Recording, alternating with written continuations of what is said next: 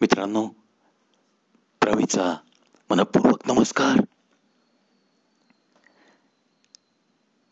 मस्तपैकी शीतल हवा, सकाळचं कोवळं ऊन आणि तुमच्या परसबागेतली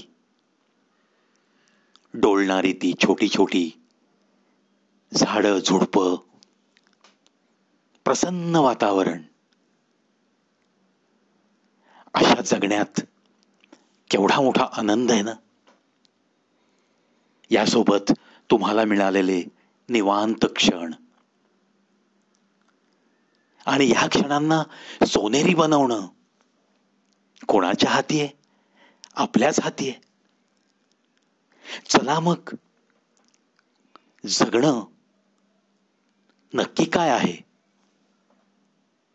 बोलूयात थोडस आपल्याच या जगण्यावर. तसं पाहिलं तर तुम्हा आम्हाला सगळ्यांना माहिती आहे,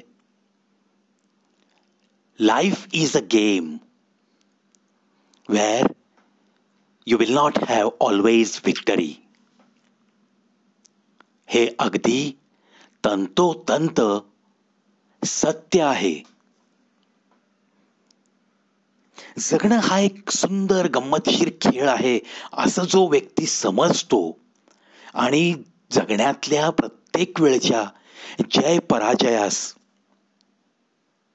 हसत मुखाने जो सामोरं जातो, यशानं जो फार मोठं हुरळून पण जात नाही, कारण ज्याला समजलंय की यश सुद्धा क्षणिक आहे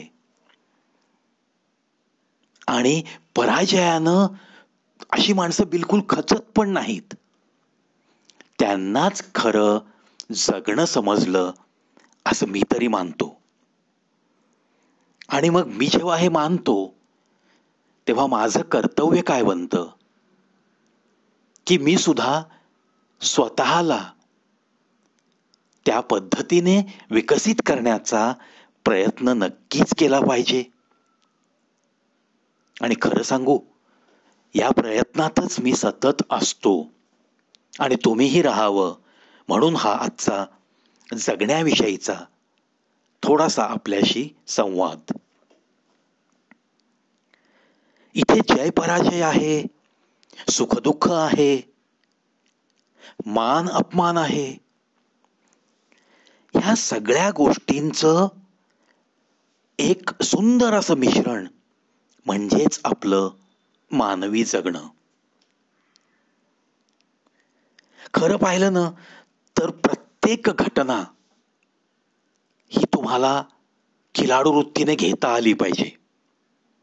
मग एखाद्या गोष्टीत एखादी घटना समजा काही गमतीच्या अनुषंगाने घडली तर त्याच्यातली गंमत ओळखून तुम्हाला तो आनंदही घेता आला पाहिजे. जीवन किंवा आपलं जगणं हा जर एक खेळ मानला तर कोणीतरी एक जण जिंकतो ना खेळात, दुसऱ्याला पराजय स्वीकारावा लागतो, हे नक्की आहे. म्हणजे एकाला जिंकण्याचा आनंद आणि एकाला हारल्याचं दुःख. पण इथे हे दोघे जर मजबूत मनाचे असतील, चांगल्या मनाचे असतील, त्यांनी स्वतःला तसं विकसित केलेलं असेल तर तो आनंद मिळवणारा सुद्धा हा आनंद क्षणिक आहे हे जाणूनच पावलं उचलेल. आणि हारलेला व्यक्ती सुद्धा पुढच्या वेळेस मी नक्की जिंकेन याच भावनेने जो जिंकलाय त्याचं हसत मुखाने अभिनंदन करेल. अशी गोष्ट जेव्हा घडते तेव्हाच वाटतं, अरे इथेच खरं जगणं समजलंय बरं का. म्हणून खिलाडू वृत्ती या गोष्टीला काय म्हणतो आपण? खिलाडू वृत्ती.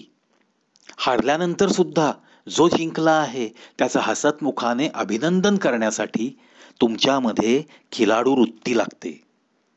आणि ही खिलाडू वृत्ती तुम्हाला आयुष्यात खूप मोठ्या उंचीवर घेऊन जाऊ शकते. अनेक दुःख पचवण्याची ताकद तुम्हाला देऊ शकते. कोणत्याही प्रसंगात चेहऱ्यावरचं हास्य लोप पावू न देता तुम्ही त्या संकटात ठाम उभं राहण्याची ताकद हीच वृत्ती तुम्हाला देते. आणि ही वृत्ती जिथे जोपासली जाते तिथे मला नाही वाटत की कोणत्याही प्रसंगाचं नैराश्य त्या माणसाला सतावेल. प्रत्येक माणसाने मैदानातला खेळाडू असणंच गरजेचं नाहीये. ही वृत्ती मनामध्ये जोपासून सुद्धा तुम्ही या जीवन मैदानातले एक उत्कृष्ट खेळाडू म्हणून नाव कमावू शकता. तुमचे श्वास संपल्यानंतर सुद्धा तुमच्या नावाला कुठेतरी अर्थ प्राप्त होऊन तुमची आठवण निघू शकते. चांगले क्षण आहेत, वाईट क्षण आहेत, सर्व क्षणांनी भरभरलेलं हे आपलं मानवी आयुष्य आहे. प्रत्येक वेळेस माझ्या ताटात चांगलंच काही पडेल हा तुमचा भ्रम असतो मित्रांनो. जगी सर्व सुखी असा कोण आहे, अगदी सत्य आहे ना ते. पण स्वतःच्या दुःखांना गोंजारत बसलेल्या माणसाला समाजातलं दुःख कसं दिसणार? त्याला वाटतं तो एकटाच दुःखी आहे. प्रत्येकाचं आयुष्य तसं पाहिलं तर संघर्षमयच असतं. अनंत प्रतिकूल क्षणांमधनं प्रत्येकाचं आयुष्य चाललेलं असतं. प्रत्येक माणूस काही प्रत्येक चव्हाट्यावर येऊन स्वतःनी भोगलेले प्रतिकूल क्षण सांगत फिरत नसतो. त्यानं काही वाईट क्षणांना धीरानं तोंड देऊन तो उभा असतो. आणि अशी जी उभी राहतात माणसं ताकदीने, जगणं हा एक सुंदर खेळ आहे हे समजून जय पराजयाचा स्वीकार एकाच खिलाडू वृत्तीने जो करू शकतो तोच खरं आयुष्य जगू शकतो. वावगं ठरेल का असं बोललं तर? बिलकुल नाही.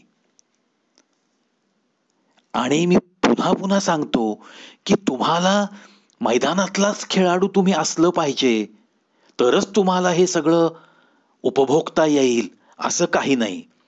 असे काही अनुभव तुम्हाला येतील असंही काही नाही. तुमचं तुम्हाला मला जगायचं आहे, मला हे मानवी जीवन मिळालं आहे ते मला सुंदररित्या जगायचं आहे असं रोज तुम्ही स्वतःच्या अंतर्मनाला बजवायचं. आणि रोजच्या रोज माझ्यामध्ये खिलाडू वृत्ती वृद्धिंगत करायची. मला माझी खिलाडू वृत्ती आज जिथं आहे त्याच्यापेक्षा जास्त वृद्धिंगत कशी होईल हे मला पाहत पाहत जगायचंय.